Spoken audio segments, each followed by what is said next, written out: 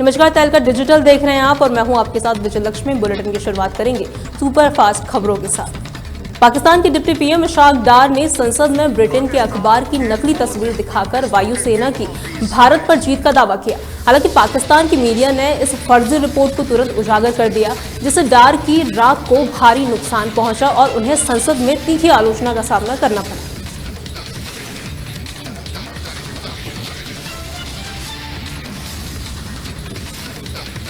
दिल्ली में वायु प्रदूषण का स्तर बढ़ गया है और AQI फिर से खराब श्रेणी में पहुंच गया है। इससे लोगों के स्वास्थ्य पर असर पड़ने की संभावना ज्यादा बढ़ रही है। साथ ही प्रशासन ने लोगों को जरूरी सावधानी बरतने की भी सलाह दी है।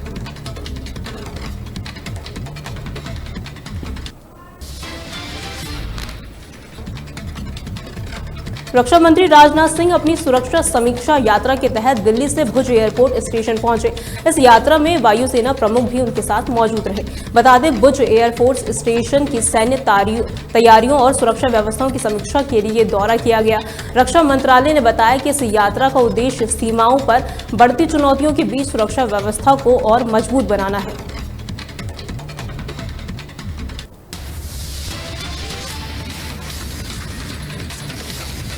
हरे कृष्ण मंदिर पर नियंत्रण को लेकर लंबे समय से चल रही कानूनी लड़ाई का अंत हो गया है।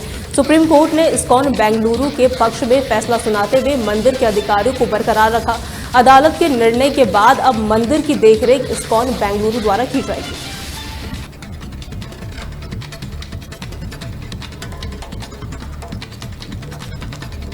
दिल्ली की मुख्यमंत्री रेखा गुप्ता ने तुर्की और अजरबैजान के बाइकॉट का समर्थन करते हुए कहा कि भारत आतंकवाद के समर्थकों के खिलाफ एकजुट है। उन्होंने आतंकवाद के खिलाफ सख्त रुख अपनाते हुए जोर देते हुए कहा कि अंतर्राष्ट्रीय मंचों पर भारत की मजबूती से बात रखने की, साथ ही उन्होंने सराहना की।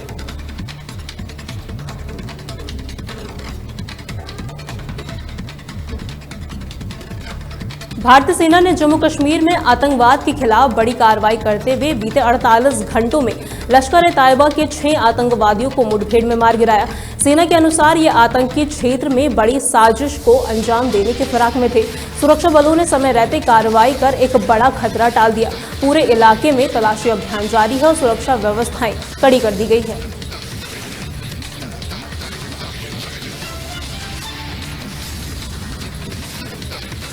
सुप्रीम कोर्ट ने पश्चिम बंगाल सरकार को निर्देश दिया है कि वो 3 महीने के अंदर राज्य कर्मचारियों को 25% महंगाई भत्ते का भुगतान करे। यह आदेश अंतरिम रूप में दिया गया है। कोर्ट ने कहा कि कर्मचारियों को उनका हक मिलना चाहिए।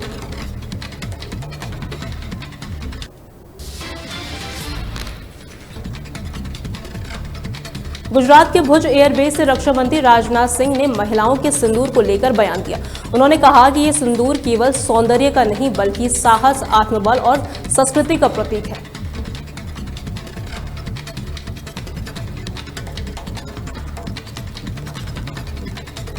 उत्तर प्रदेश के डिप्टी सीएम केशव प्रसाद मौर्य ने विंग कमांडर व्योमिका सिंह को लेकर गर्व व्यक्त किया। उन्होंने कहा कि व्योमिका सिंह देश की बेटी है, जिन्होंने वायुसेना में अपनी बहादुरी और समर्पण से पूरे देश का नाम रोशन किया।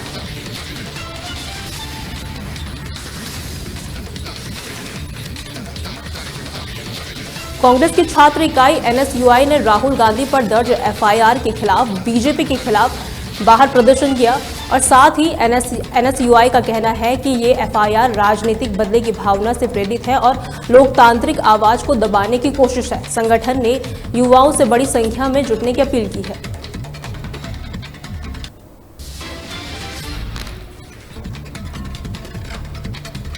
हरदोई के कोतवाली शहर क्षेत्र में एक जर्जर मकान की दीवार और छप्पर गिरने से जयराम, उनकी बेटी रेनू, बेटी आराध्या और भाभी रंजना मलबे में दब गए। स्थानीय लोगों ने मलबा हटाकर उन्हें निकाला और जिला अस्पताल पहुंचाया। डॉक्टरों ने जयराम को मृत घोषित कर दिया, जबकि 3 की हालत गंभीर बताई जा रही है।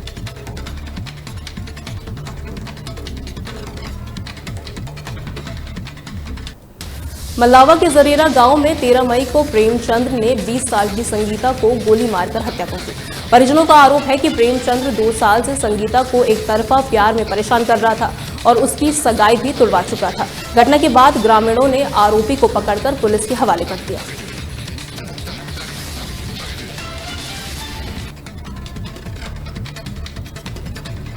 बेलग्राम क्षेत्र के एक खेत में 35 साल रामपाल का शव मिलने से सनसनी फैल गई। मृतक के बेटे ने रविंद्र नाम व्यक्ति पर हत्या का आरोप लगाया है। पुलिस ने साथ ही उसने तहरीर भी दी है। परिजनों का कहना है कि रविंद्र से जमीन विवाद को लेकर पुरानी रंजिश थी।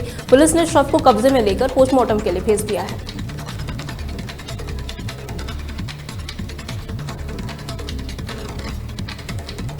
विश्व हिंदू परिषद के नेताओं ने सपा नेता रामगोपाल यादव के विंग कमांडर व्योमिका सिंह पर दिए विवादित बयान के खिलाफ मुरादाबाद थाने में तहरीर दी। विश्व हिंदू परिषद के नेताओं ने बयान को आपत्तिजनक बताते हुए कानूनी कार्रवाई की मांग की।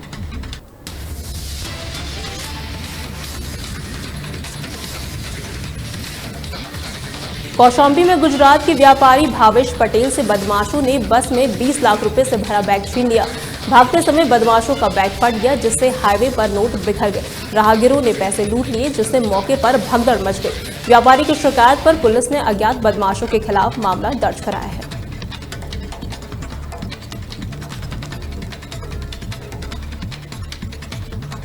देहरादून में डेंगू के बढ़ते मामलों को देखते हुए प्रशासन ने सख्त कदम उठाए हैं। जिलाधिकारी समीन बंसल ने बताया कि आशा कार्यकर्ताओं की टीमें घर घर जाकर डेंगू के लार्वा नष्ट कर रही हैं। अस्पतालों में दवाएं, बेड उपलब्ध कराए गए हैं। लोगों से साफ सफाई रखने की भी अपील की गई है।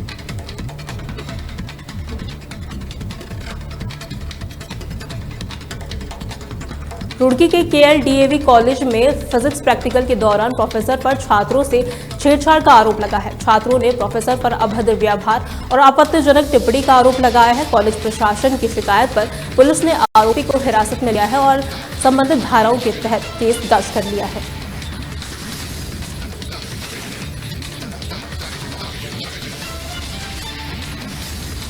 बंगलौर कोतवाली क्षेत्र में गंगनहर के पास 2 युवकों ने शराब पीते हुए सोशल मीडिया पर रील बनाई, जिसमें उन्होंने खतरनाक स्टंट किए। वीडियो वायरल होने के बाद पुलिस ने दोनों युवकों को गिरफ्तार कर लिया है।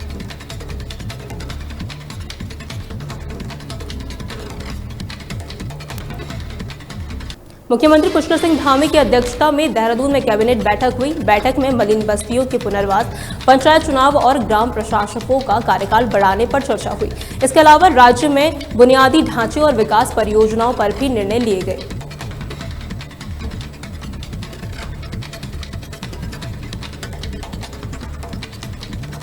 मध्य प्रदेश के पूर्व मुख्यमंत्री दिग्विजय सिंह ने भाजपा नेताओं पर निशाना साधते हुए कहा कि मोदी की नजरों में अच्छा दिखने के लिए जहर उगल रहे हैं।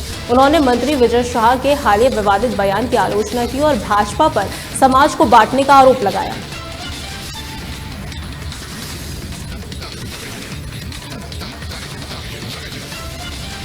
सहारनपुर के स्वास्थ्य विभाग में मलेरिया विभाग में तैनात बाबू राकेश कुमार को एंटी करप्शन टीम ने 10,000 की रिश्वत लेते हुए रंगे हाथ गिरफ्तार किया। आरोपी 4 साल से मृतक आश्रित शीशबाला की बेटी की नौकरी की फाइल आगे बढ़ाने के लिए 50,000 की रिश्वत मांग रहा था। शिकायत के बाद टीम ने ट्रैप लगाकर बाबू को गिरफ्तार कर लिया।